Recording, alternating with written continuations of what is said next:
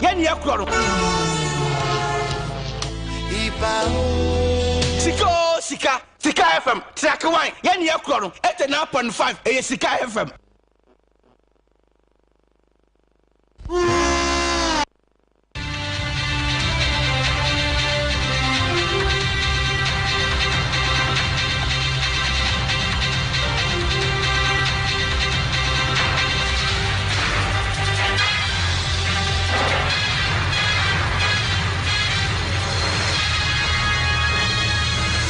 No see atasumi no about this my munyira jama kwa ba Sikka 89.5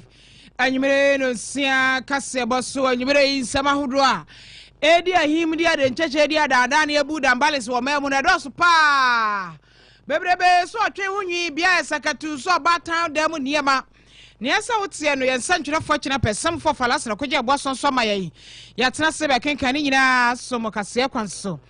And some ideas to me trying the whole Facebook and so Sikka FM 895 live, YouTube is Sikka FM 895 official, TikTok and I see at Sikka FM. And you may some Daruma, ya there's someone near the market be in ye.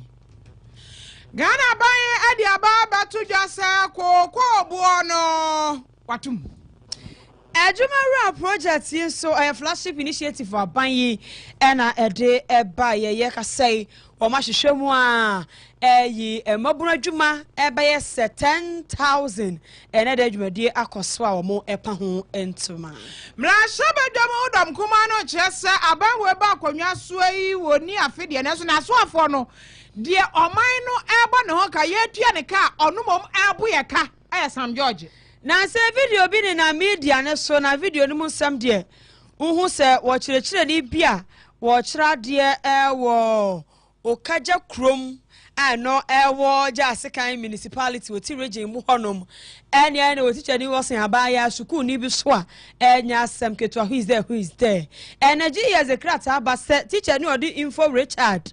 Tibeto womo echere so ma pam no kopim se hwehwemu ahodo ebe koso watopa buo video no a abeda bonten no na anese fo a womo che so maye adwuma bosome nkron de ko du so abantua womo ka ene womo ye demonstrate him sam ebebo bia kire wo ene so ara ho sam abeto yapno so eche sasante mantemu ha ya atwema mponua mansini minus site bia ewo kasotie honso so galamse amna no ebi abu aguma ma ye kasa galamse fo ni pansia o matina no ewo nsia du no akaye de o mo so ye hu o mo ampanfo che so muguso a ehhehye wo mu en somewhere ni afoforo bi na nwumre yesi ni koso betesemo ede asomfa wotie enke ye memrantie nuaba maame efom wa kafena mene ajiwa nyako abronoma track wan ye gina so aba Sikka FM. Track wine. Yen yakro. Sikka FM 89.5. Yes, Suma Santimai. Sikka FM 89.5. Yes, Suma Santimai. Yes, Suma Santimai kana man ye wiase nyira ka wa fai ye wura esomne mo angaza. Ghana buy Adia Baba to Jasa ko buono wadi bi ababa to mechira bagi bakubia said ya tono no se said ya wadi entumuka kra ade ababe pi akuafono esom na ni nyina anisa we 2025-2026 season koko season no emuntumu ana wade abai mampani na arodankwa akufuado na sho Wakono na ewosidi mpemiensa abai ba ye na sidi mpemiensa na ebikura guso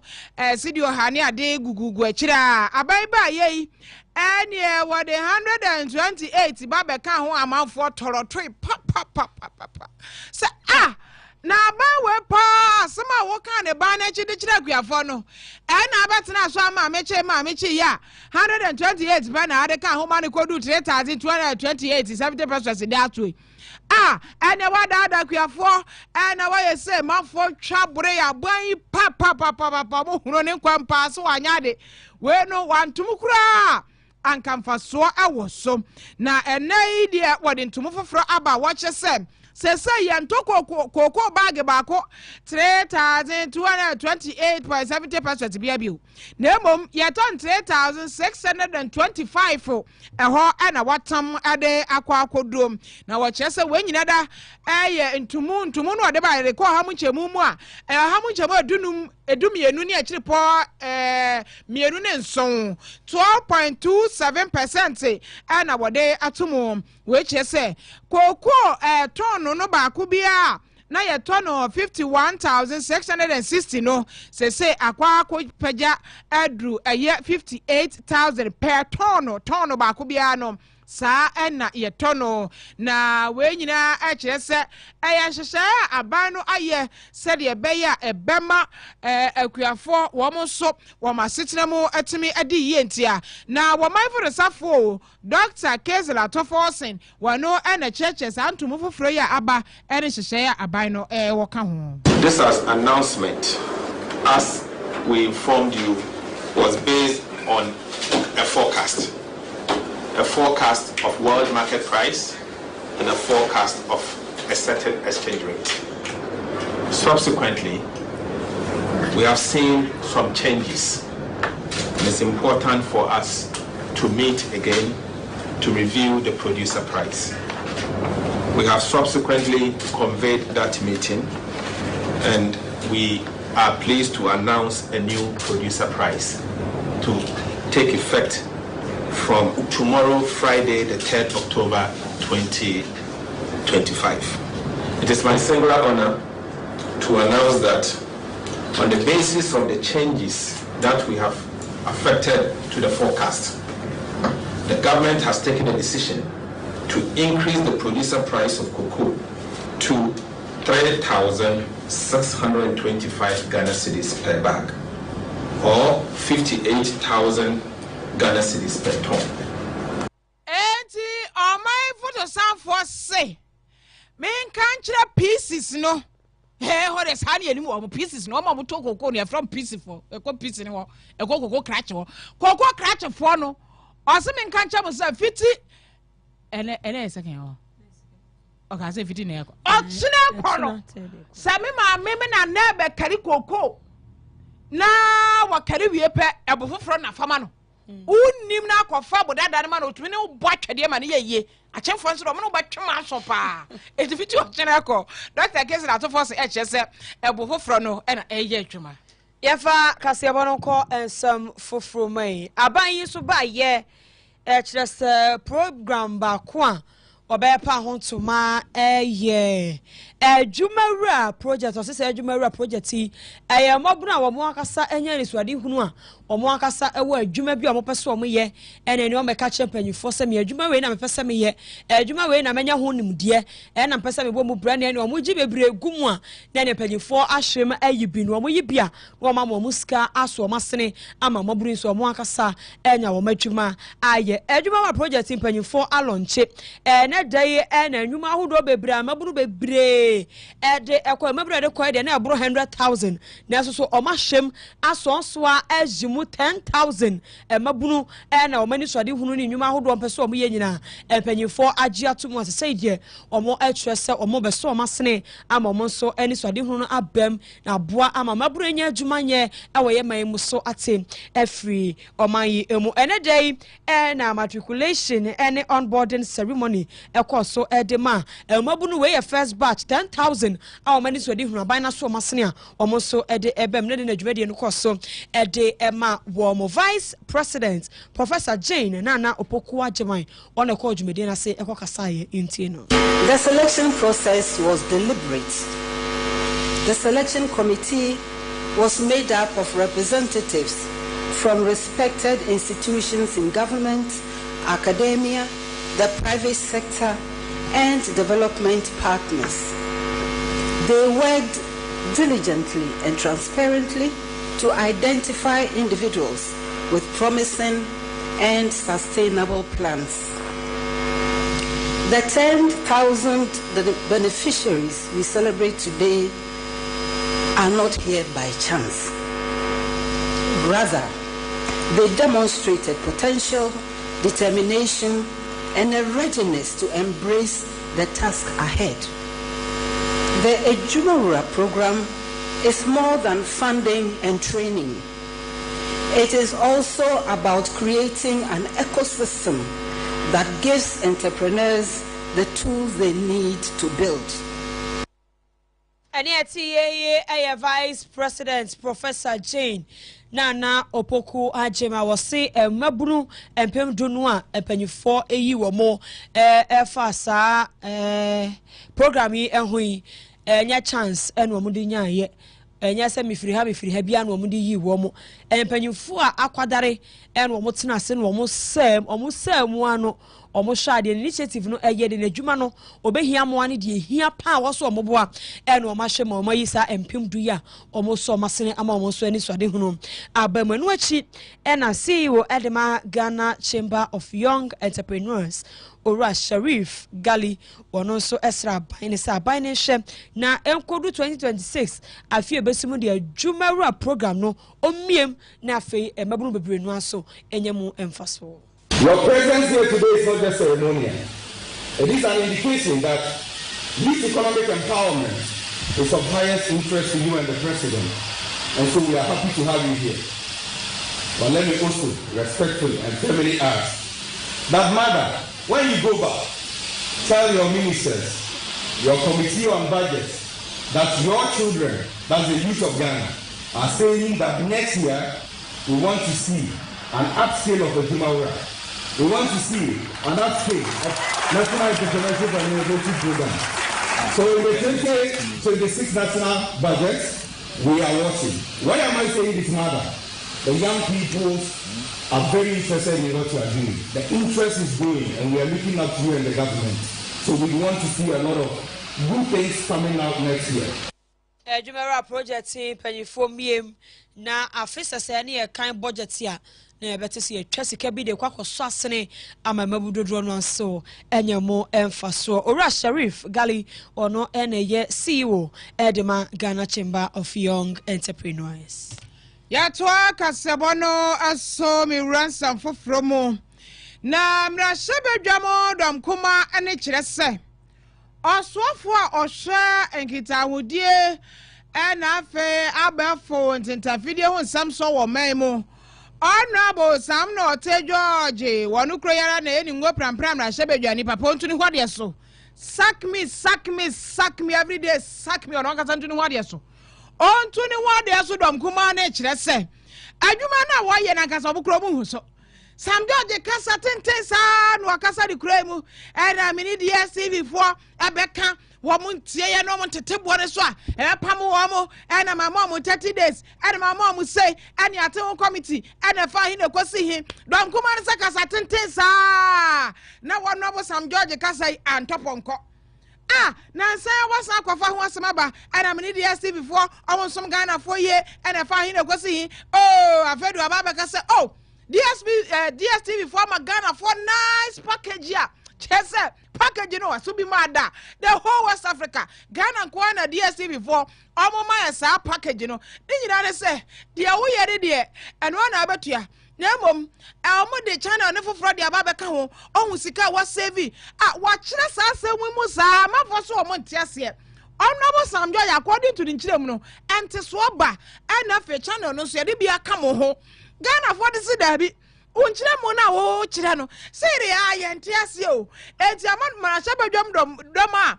abedwako mo kasa digitization and communication cross papa imra DSTV fo imra ene enso ne samina ne wo bia nwane ne ho fi ne asa de ade no bekwa akosie ohun owiosi na se wonsensi a ne ehudu awe na nabre wankruma obi amra ana dom kuma ne chese sire Sam George asem no omuso kro omo ntiase te se de committee ne ntiase na omuso kro omo ntiase no omo ne se adwuma na foforo ne so adwuma no ntimi nye edi nkan wabeda Ghana for DSTV for ye wo promotion 3 months akopim December wo de haba bo ho safo hene se wo de anu o makokasa ma omo de sa hyehyɛ no ede aba ye to so mienu Honorable Sam George adwuma no ontimi nye enti wono ankasa mu ase omani ye tuaneka no ono agye Sikka nadi adwane so so wo mo enti onu mom abo ye ka enti saa de adom kuma se ontu ni ho de so na mra sha badwam dom kuma na ho omo friends and twefo and one more can some way in our chairs. I do a more free honorable son George no. On Pagana for chow. Now fe and watchy on two on one what dear so every soon say, I dare not ask myself, a Jumano, mean to me yet. Now, walk a yamra, Shabedoma. I beg your quinoa, one more cankita who dear name and about one summonum. Ranking member no I honorable Charles Red to honors and telephone in Shabudiana say, one year Casa Intin. It is also demonstrated that the minister lacks the temperament and emotional intelligence for such a critical role. He has demonstrated this same trait on numerous public utterances, insults to citizens and industry players during the process. By adopting an arbitrary decision-making posture, the minister is also denying regulators, such as the NCA, the opportunity to perform their work according to law, which clearly threatens the growth of this sensitive industry. His actions also signal a breach of the President's Code of Conduct that requires candor and respect to all persons. For this display of ineptitude, incompetence, and penchant for deceit, we of the minority demand that 1. The minister render an unqualified apology to Ghanaians for the waste of the nation's time and resources on this venture. 2. We call on him to account for the fines levied on DSTV. And 3. We deem him unfit to continue as the minister for this strategic ministry of communication, digital technology, and innovation, and therefore call on him to resign or for His Excellency the President to fire him. Honorable Charles Red, do you know, just on any anum don't come on there. One who honorable say, Obia, Ukita ministry, say, Obia, minister, Kakana and Kokutiasro. Kakrabia no Kakrabia no Toloto, no to turn a TV game, a player, wababo, I want to me a go no. Nana to turn as a who is as who are dear.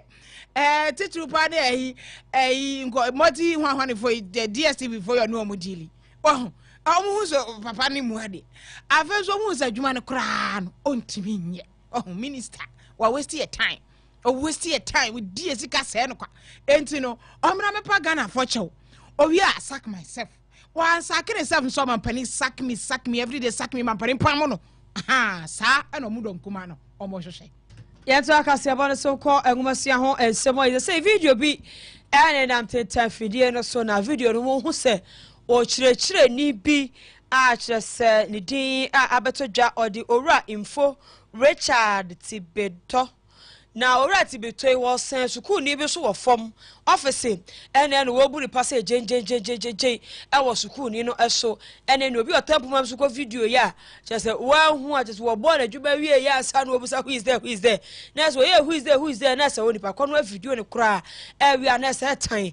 and yeah, ask them, and the GS, at the crater, Abba, at just a ora info Richard Tibeto, watch out, dear, our Okaja Chrome Senior High School, I know our just kan oti mantam no na se oti mantam no emu ho na school yi wo na yes ekira se ade na okoso video ni mu ochechire ni mu a papa panyi won se wo sen school ni so no ade a entwaye enu nti wo mo abra se sa teacher ni Ejamfo Richard hwe na wa tu ni nan ensi school mu ho se wo kwa akokira de na se de akwa no kwa akogina emra no kopem se ehwemu ahodo nyina ebekoso GS wieye en wo mo so esanso ede etudwa so mo ka kira wofo ene ahwefo nyina so obia enka na koma ento ne yem enya se de akoba nti so ma baba enko school da bi mane nko efise GS se wo mo ebaba ho ban na ocheche ni bia ono so ebe na adwe so obesen adisua ni bi so no abu nipa dwedwedwe no omfa no ho enche no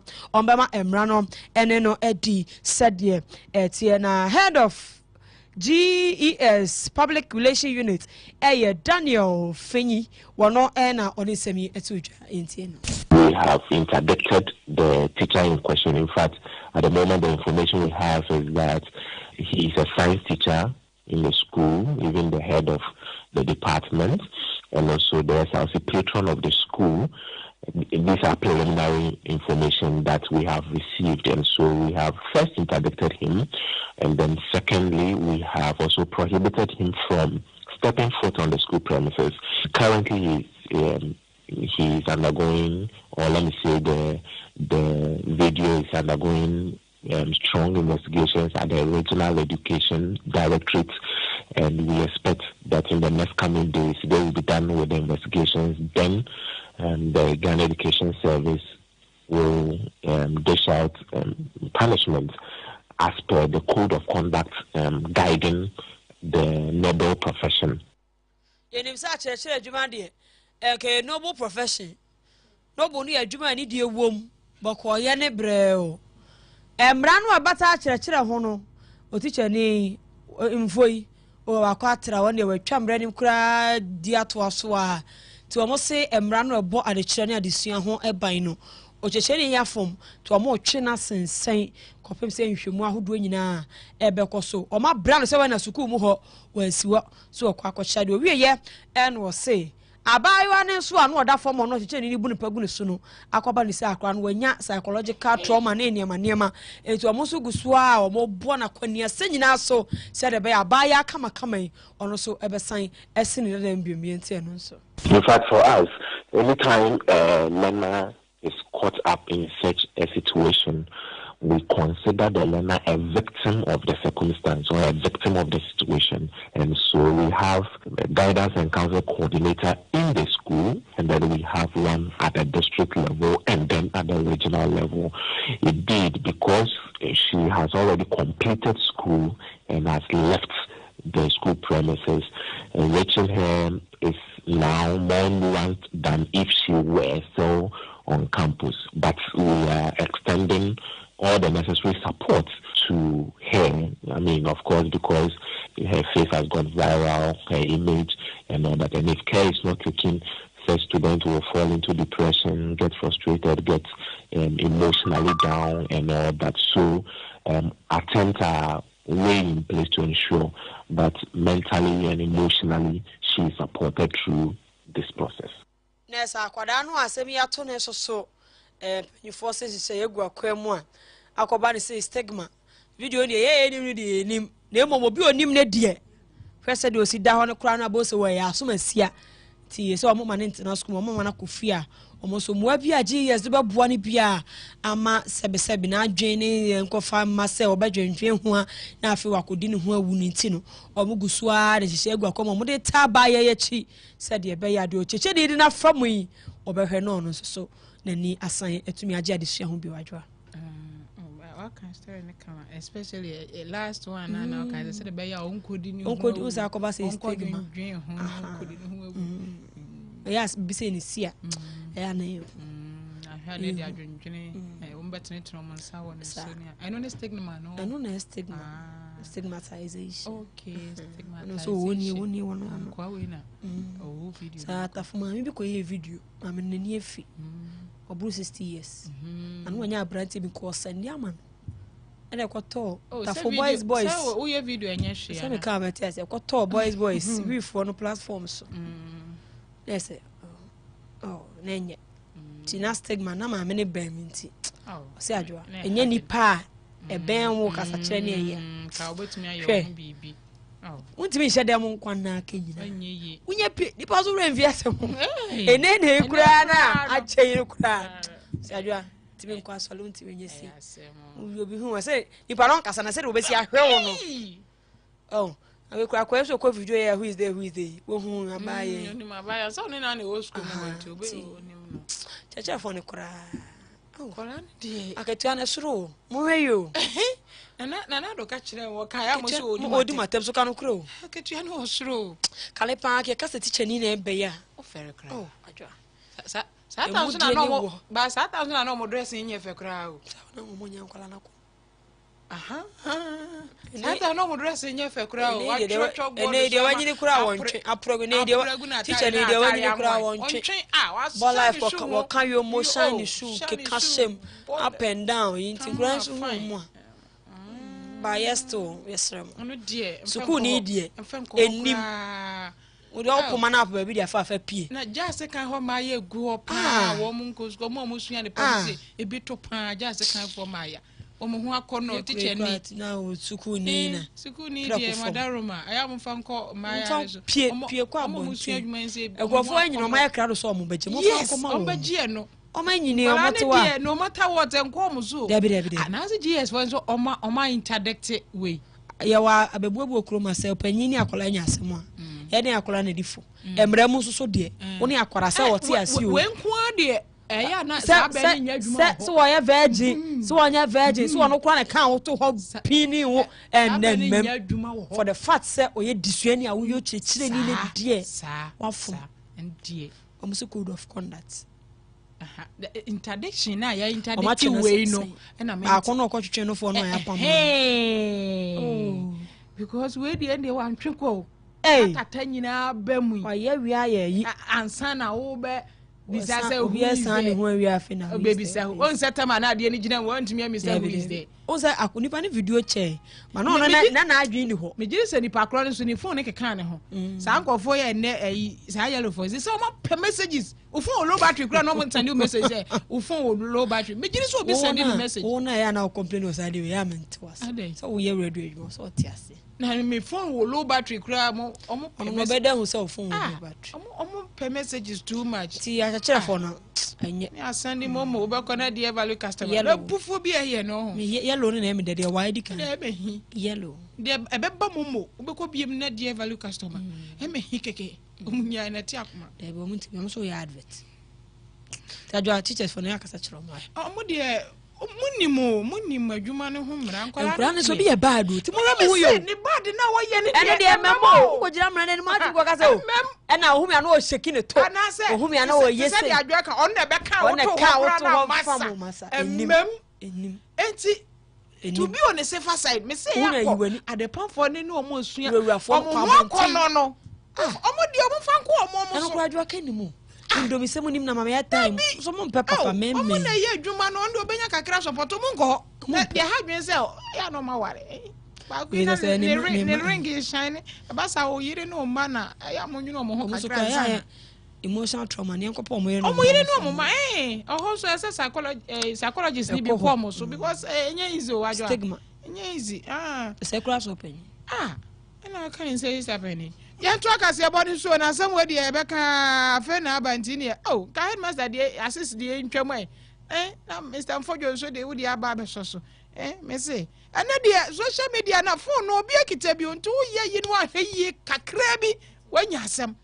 we so abeto so media nya dey rebe feed that to the kingdom come ya samo ya to aka se so ni akwa na asefo ne ho ana no na watwe mu ne e bebo mama ne sa chechefo abana fu omadwuma mstaff ID omunya bi eso yakon omosi class omachira de sa fini akire omakatu ya makoye picketing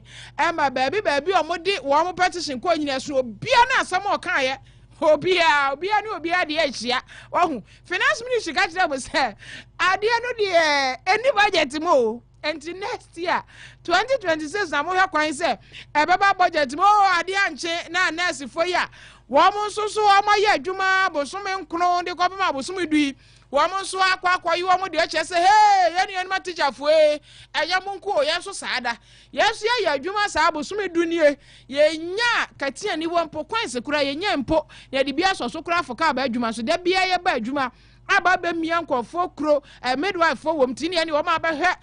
sabe aba ba gia wo chi niema wo ma hunu awo atupiti ho ekura hodo ma mia ayahwa hodo nkofo epra enu ti na mantunu mi ankoye nurse no se de benum ye me de man kama gya na mwe so adwuma wo nyia da oma ya bosome dunie omunya akatia ni wakra etise enu ma teacher fo ayede ne enso be ye bi ne no so be yam so ene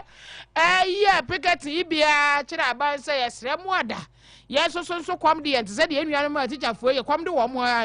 enti muntu eka na nurse fo ne a midwife fo ya ene wo mko ye demonstrate hi wo mo chese wo mo dodo ba se mpem so 7000 o mo do so pa convener no aye wo wura Steven Kojota chia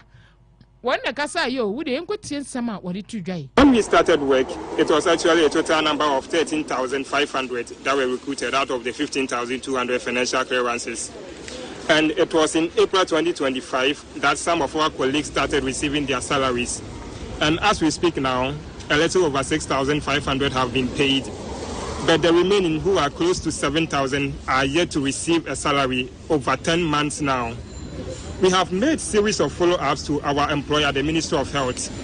Initially, the Ministry of Health communicated to us that the financial clearance that was used to pay some of our colleagues,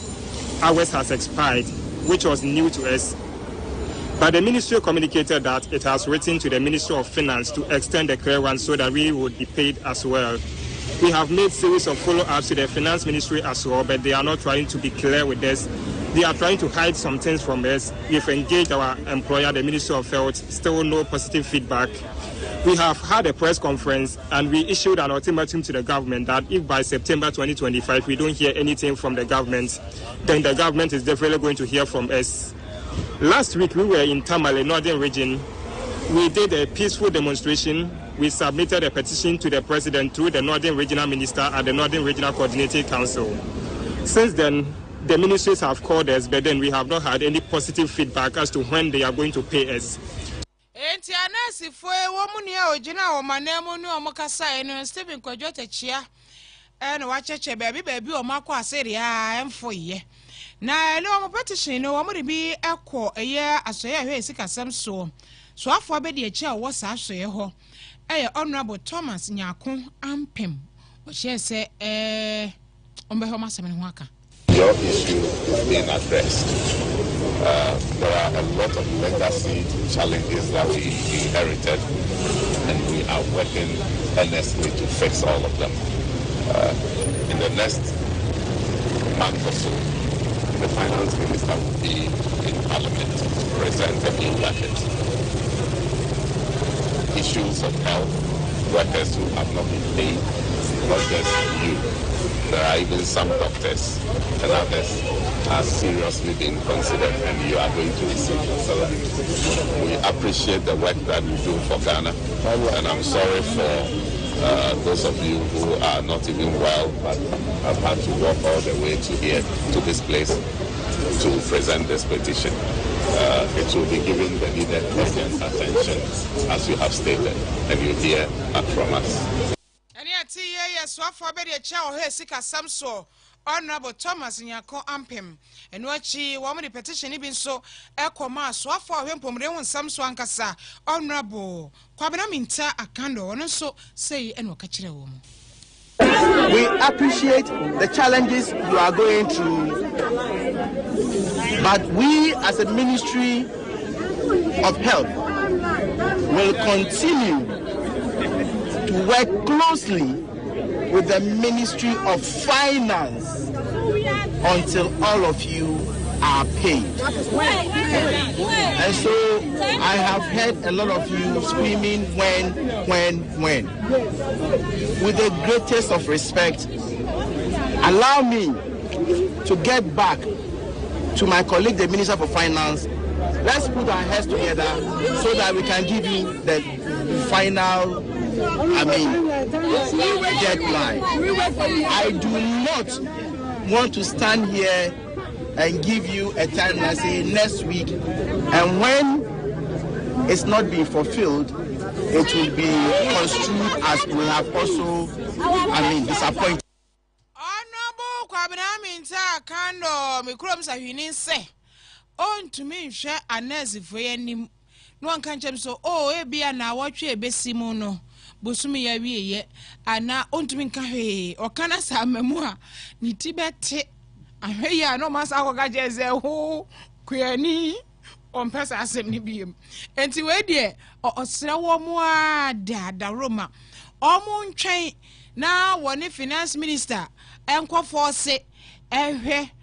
omoka omutibo mu wie na se ayi ato force na de obeka kire no Owa be kache una no movie say nti yentwa wa na be hon dia mfo hon dia wan kaso mo twen na de o kan so ni ato ekwa akofose ahwe ye be free mo ba bia no be ma na ezefo no aswate ya fa kase bone kwa rahusem no abeto yapono so so trese okọ eye mining site bia wo kasotie no atwema ponua mansi no asante mantemu he ya ho so amna galamse amena ni bi ebuagum ama ye ka se enipa nsia omo etu fuma gudi de na mra kwanse fam se legal minus enipa nsia tinanom ewon siedo na bra nadmo any rescue team edru ho no wo mo ye ya nipa nan na nyame adom mo timi yi wo manimu no so a omo de na omo enwu ye enkae de omo hu omo na emom nsia na se sia no de omo tinanom ewo siedo na ejese wo mo hwehwe amena ni mu ye ya na so se de na nsuo esi ebufura amena ni mba no na de na koye hu anu nti rescue team yi ya wo se gya ya eno omo enti nipa nsia etinaranom ewon siedo ewo galamsa amnem ena naide omo do omo ti ye a omo de omo free mu efi assembly member owo Kase3 electoral area ho Samuel Ayine wono eni chirim yentie no. They kept on calling that the peak has collapsed there and almost 13 to 16 people were under the ground and it collapsed on them. For that reason, yesterday we were able to make it and remove 8 of them and 4 were dead. And the rest we sent them to Impataso police station, Impataso hospital. And because of that, it was around 2 to 3. So it's like the water were there. We can't be able to drain the water out. So we decided to make this morning. So this morning, all of us who came out and we are there doing, and by God's grace, we're still working. But as of now, we got only 2 people that are found and they are dead. Okay, so you are yet to find the rest? Yeah, we are still working on them. So we are still processing to see whether we get the rest of them that are in the ground. As for the community, everybody is so dull because nobody is even happy. When you just enter to the house, even within the community, almost 5 people are in the community and the rest are strangers.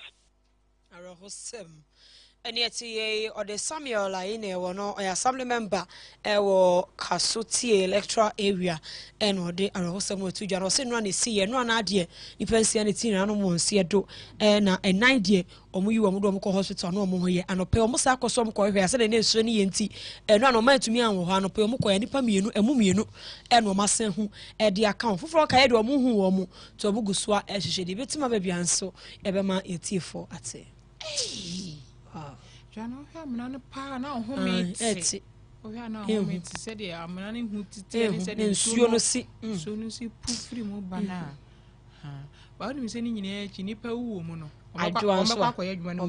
Me che same amna no ho asem. Sa amna no a. Se ho dwo a ombesa ko. Ahodwo mba because adwene e wo akire ni se nipa wuwo amna ni mu a good neba. Nti wo de opa within infancy be 1 month echi no mbesa ko titim mbekwa mnanim serious o yenyina ra hosem isoi na anwumere nsem hodo a yesem fofala sere kwaji abo esonso ma ye no yemfare nyina asi ebu na se kwa ma ni suma adwuma efo nyina na ne yawo ewo ho amase wa abrakatu eka ho na afi inere producers dia kakraka pa o Kwame Ofori Abuaje enso newsroom your reporters nyina ye do mase yesam for your falasa no kwaji abo see what double fashion center no ono na anwumere wachinchim from mani nyina ede amaye akenkan fa wuti yenken eyeme Mrantie nuaba maame efum wa kafena mene ajwa nyako